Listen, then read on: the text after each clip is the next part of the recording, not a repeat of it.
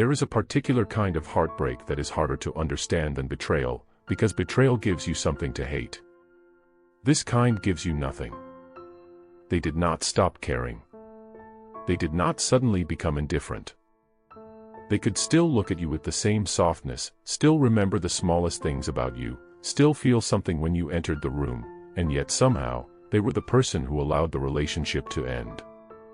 That is what stays inside you.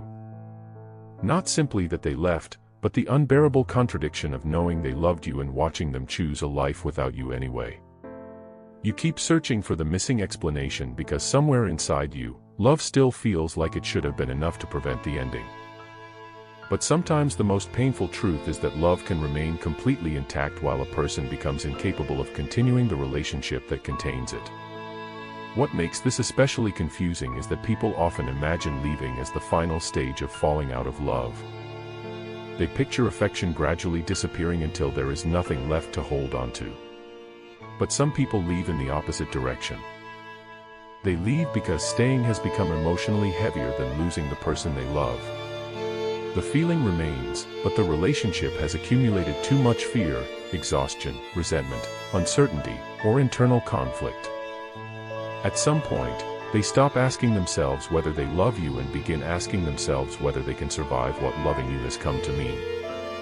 Those are two completely different questions, and answering the second one can destroy something the first one still protects. Sometimes they let you go because being close to you forced them to confront parts of themselves they had spent years avoiding. Your presence may have demanded honesty, vulnerability, consistency, or emotional responsibility they simply did not know how to provide. You were not necessarily too much. You may have simply reached a part of them that had never learned how to remain open without feeling exposed. And that creates one of the strangest forms of emotional conflict. They can desperately want the intimacy while simultaneously wanting relief from everything that intimacy awakens inside them. They miss you and still believe leaving was necessary. They can grieve the loss while privately feeling safer because the source of their internal conflict is no longer standing in front of them. There are people who can tolerate missing someone far more easily than they can tolerate needing them. Missing feels painful, but needing feels dangerous. Once another person becomes emotionally significant, their independence begins to feel threatened. Their moods become connected to yours. Your approval matters. Your disappointment matters. Your absence becomes noticeable. Suddenly, someone who once felt completely in control of themselves discovers that another human being has access to a part of them they cannot control. For some people, that realization creates intimacy. For others, it creates panic. They do not leave because the feeling became weak. They leave because the feeling became powerful enough to frighten them. And sometimes the person who lets you go is not running from you at all. They are running from the version of themselves they became around you. Perhaps they were more vulnerable than they wanted to be. Perhaps they became jealous, dependent, insecure, possessive, or emotionally exposed in ways they never expected. They may have looked at the relationship and seen not only love, but a reflection of every insecurity they had managed to keep hidden. Leaving then becomes an attempt to regain the identity they had before you became important. It can feel easier to say, "I can live without this," than to admit, "This matters to me so much that I no longer recognize myself." There is another reason people let go while still loving. Sometimes they believe the relationship has become associated with pain so strongly that love itself starts feeling dangerous. Every beautiful memory becomes connected to an argument that followed it. Every moment of closeness carries the memory of distance. Every attempt to repair something reminds them of how many times it broke before. Eventually, the nervous system stops experiencing the relationship as a place of safety and starts experiencing it as a place of anticipation. They may still look at you and feel love, but their body has learned to expect what comes after the love. That is when someone can genuinely care about you and still feel an almost overwhelming desire to escape the cycle surrounding you. This is why the final decision can look strangely calm from the outside. By the time they leave, they may have already fought the entire battle privately. You see the ending. They remember every moment that led them there. You see the final distance. They remember every time they tried to convince themselves that things could become different.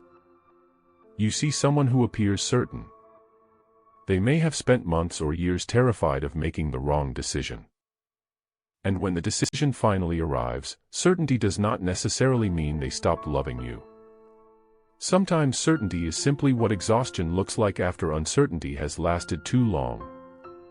The most haunting part is that they may have imagined staying. They may have pictured the ordinary future with you, the quiet routines, the familiar presence, the life that could have developed if everything inside both of you had aligned differently. That imagined future does not disappear simply because they leave. It becomes part of the grief. They are not only losing the person standing in front of them. They are losing the person they believed they might become together. This is why someone can walk away from a relationship and still mourn it years later. The mind does not grieve only what happened. It grieves what almost happened. And sometimes love loses not because another person appeared, but because reality slowly became different from the fantasy that originally held everything together. In the beginning, love can survive on possibility. You see what someone, but eventually, possibility has to become reality. If the same wounds keep repeating, if the same emotional distance keeps returning, if the same fundamental incompatibilities remain untouched, love begins competing against evidence. A person can still feel deeply for you while recognizing that feelings alone have not created the life they hoped for. This is where people misunderstand the meaning of letting go. They imagine it as a declaration that the other person was not worth fighting for. Sometimes it is the opposite. Sometimes letting go is what happens when someone finally accepts that love cannot force another person to become ready, compatible, secure, or emotionally available. They may know exactly how much you mean to them and still know that wanting you does not automatically make the relationship sustainable. That realization is brutal because it removes the comforting idea that stronger feelings would have changed the outcome. And there is a quieter possibility that hurts even more. They may have loved you enough to know that staying while secretly wishing things were different would eventually turn their love into resentment. So they leave before affection becomes contempt. They leave while they can still remember you tenderly.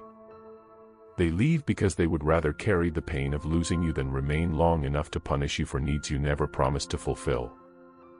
From the outside, that decision can look cruel. From inside their mind, it can feel like choosing one devastating wound instead of creating hundreds of smaller ones. That is why the question you keep returning to, if they loved me, why did they let me go, has such an unbearable answer. Because love was never the only force making the decision. Love was standing on one side of the scale. Fear was on another. Exhaustion. Timing. Identity. Compatibility. Old wounds. The need for control. The inability to tolerate vulnerability. The realization that two people can care deeply and still activate the worst parts of each other. Love can be real and still lose. And perhaps that is what makes these endings so difficult to bury.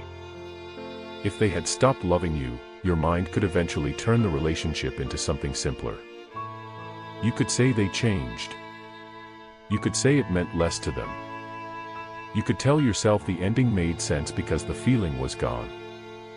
But when you know there was still love, the story refuses to become clean. You are left carrying a contradiction that has no satisfying conclusion. Someone can miss your presence, cherish what you shared, and still believe their life has to continue without you. Maybe that is the part you were never supposed to understand from their silence, their distance, or the way they eventually walked away. Their leaving was not necessarily proof that you were forgettable. Sometimes it was proof that the relationship had reached a place where love could no longer solve what love itself had helped expose. And somewhere inside them, there may still be a version of you they carry quietly, not because they secretly plan to return, but because some people remain important even after they stop being present. Years from now, they may remember the sound of your laughter, the strange comfort of being understood by you, the person they were when they were loved by you. you may remember them too. Not as the person who simply abandoned you, but as the person who taught you the cruelest distinction in love. Someone can love you and still leave. Someone can mean every feeling they ever showed you and still decide that staying is no longer something they can do. And maybe the deepest heartbreak is not realizing that they did not love you enough. It is realizing that they may have loved you deeply, and it still wasn't enough to make two lives fit inside the same future.